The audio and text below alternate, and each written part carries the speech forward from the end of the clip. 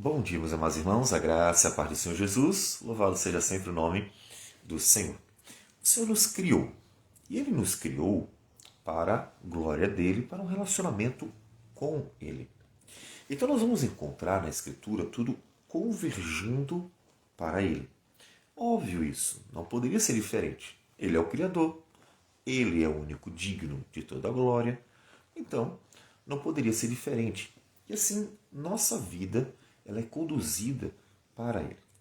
Quando chega na questão do plano de redenção, mais ainda, Deus vai nos dirigindo para que tudo na vida do povo dele vá convergindo para o cerne do plano. Deus é bem didático nisso. E a Escritura, então, nos conduz sempre para o ponto principal. Até para a gente entender, olha, o centro é esse aqui, o principal é esse aqui. E nós estamos no Salmo 122. Vamos ver os versículos 3 a 5, que dizem assim: Jerusalém, que estás construída como cidade compacta, para onde sobem as tribos do Senhor, como convém a Israel, para renderem graças ao nome do Senhor. Lá estão os tronos de justiça, os tronos da casa de Davi. Lembrem-se que nós vimos ontem que a casa do Senhor representava a presença do Senhor. Por isso, alegrei-me quando me disseram, vamos à casa do Senhor. O versículo 4, ele diz, todas as tribos vão para lá. Porque essa, inclusive, era uma ordenança do Senhor, que todo mundo fosse para Jerusalém 3 vezes ao ano para adorar ao Senhor. Eles fariam isso na Páscoa, no Pentecostes, na festa dos tabernáculos. Então todos iriam para a casa do Senhor porque ela representava a presença do Senhor. E vimos ontem que a igreja, não uma instituição, obviamente, nem muito menos apenas um prédio. Jesus disse do templo, não ficará pedra sobre pedra. O templo caiu porque ele terminou sua missão, cumpriu seu papel. Não mais. Agora, a igreja, vidas, pessoas. As pessoas que são a igreja. E é nelas, povo de Deus, que ele habita. Mas qual o papel de Jerusalém? Por que a Bíblia fala tanto de Jerusalém? Que Jerusalém tem algum propósito. Então veja que ele exalta Jerusalém. O que acontece é que desde o início Deus foi escolhendo. Veja, Deus escolheu personagens como Abraão, Isaac e Jacó. Naquele período poderia ser qualquer um. Se na época de Noé nós podemos dizer que apenas uma família restou, então não tinha outra família para escolher, nós, nos dias de Abraão, podemos dizer que qualquer família poderia ter sido escolhida. Porque a Escritura não nos dá uma razão que estivesse no personagem. Ou seja, por que Deus escolheu Abraão? Porque ele era bom? Não, ao contrário. Josué diz que Abraão, assim como seus familiares, adoraram outros deuses lá na terra de Ur dos Caldeus. Então, por que Abraão? Bom, Deus decidiu. Dentre tantos, Deus escolheu ele. Por exemplo, nós temos Jacó e Esaú, que também, 2 personagens, ao mesmo tempo, eles nasceram, não tem nenhuma diferença no que diz respeito à idade, quanto ao caráter deles, eles nem tinham nascido ainda. Então, Deus simplesmente vai escolhendo e decidiu que um povo fosse esse povo, e aqui especificamente, o povo instrumento para glorificar o nome dele a respeito do plano de salvação. É o povo abençoado, sim. Mas aqui especificamente, observe que Jerusalém vai ser mencionada como a cidade do trono de Davi. Ou seja, ele está nos mostrando o caminho da salvação. Isso é importantíssimo você entender, porque a Escritura ela vai falar até sobre muitas nações. Nós vamos ver o profeta Isaías até trazendo uma palavra de juízo e também de salvação para as nações, gentios, nem mesmo eram judeus. Mas ele está sempre apontando Jerusalém, que é o Monte Sião, está apontando também a casa de Davi, ele está sempre fazendo referência a um povo e uma região específica. Por que isso? Porque ele quer nos levar, fazer com que todos olhem para o cerne da salvação. Onde está a salvação? Está na casa de Davi. Onde está a salvação? Estava em Jerusalém. Onde estava a salvação?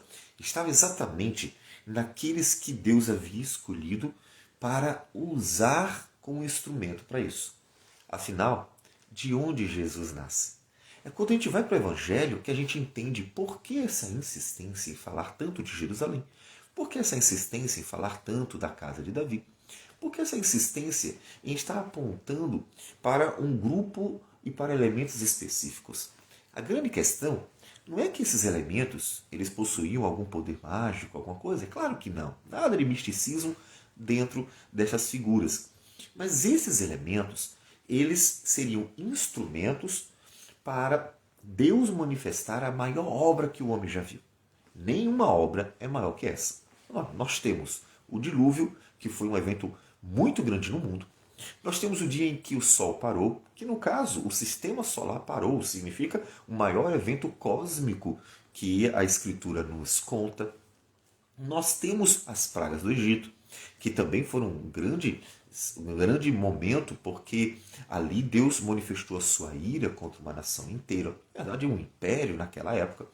Mas nenhum evento é tão importante quanto o evento da encarnação do Verbo até a sua ascensão. Aquele momento inteiro em que o próprio Deus se torna um de nós, em que ele vai emanar a criação como nenhum outro momento ele fez. Ele vai se tornar um de nós. Portanto, aquele momento é um momento em que a criação testifica a presença de Deus no meio dela, de uma forma muito íntima. E toda a Escritura vai querer convergir para isso. É fundamental você entender isso para que você não foque no lugar errado. Se você foca em Israel, vai fazer como alguns fazem, exaltar e enaltecer Israel de uma forma equivocada.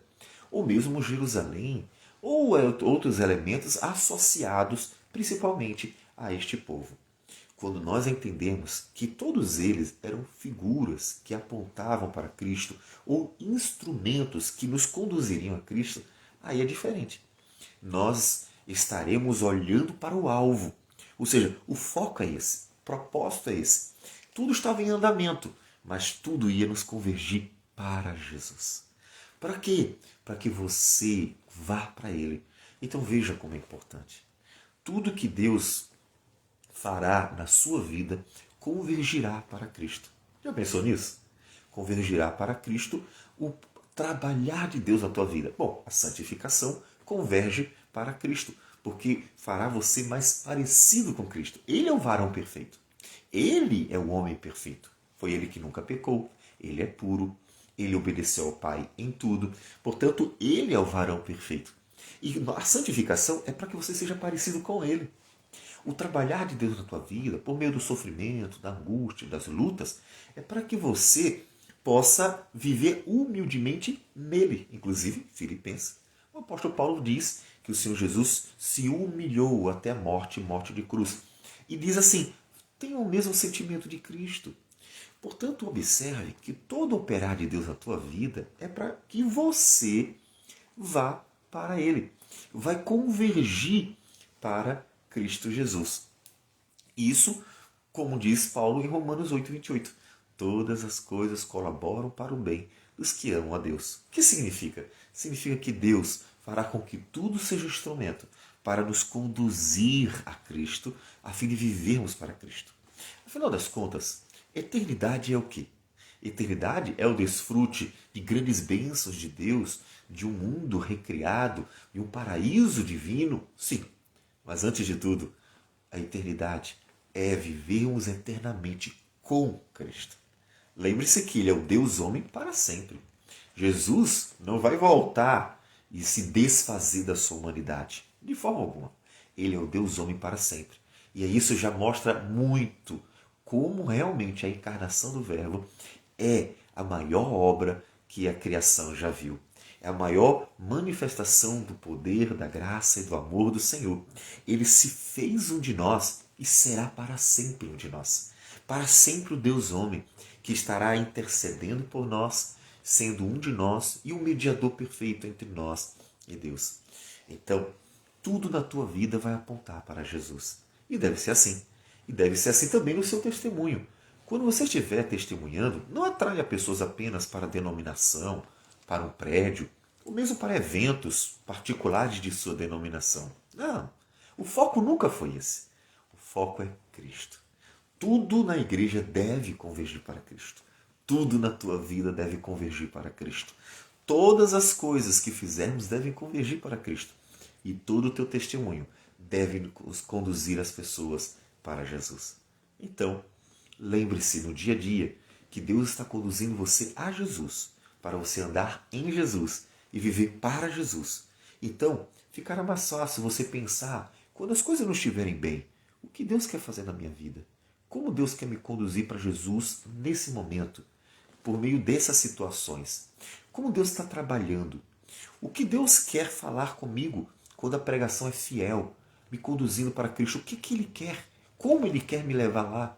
Sempre que você refletir sobre como Deus quer conduzir você a Cristo, fará você ter uma reflexão, fará você ter um olhar melhor para tudo que Deus está fazendo. E você estará mais atento ao propósito de Deus, que é levar tudo a Cristo, que é o centro de todas as coisas. Vamos orar ao Senhor. Senhor Deus amado, bendito seja o teu nome. Te glorificamos, te exaltamos, te agradecemos por tudo. E pedimos que o Senhor, ó Deus, nos dê sempre entendimento e sabedoria para vermos as tuas obras em nossas vidas. Vemos o que o Senhor está fazendo sempre. Perdoe-nos as faltas e ajude-nos a olhar para Cristo e ver o operar de Cristo em nós. Receba a nossa oração em nome de Jesus. Amém, Senhor. Deus abençoe a todos e tenham um bom dia.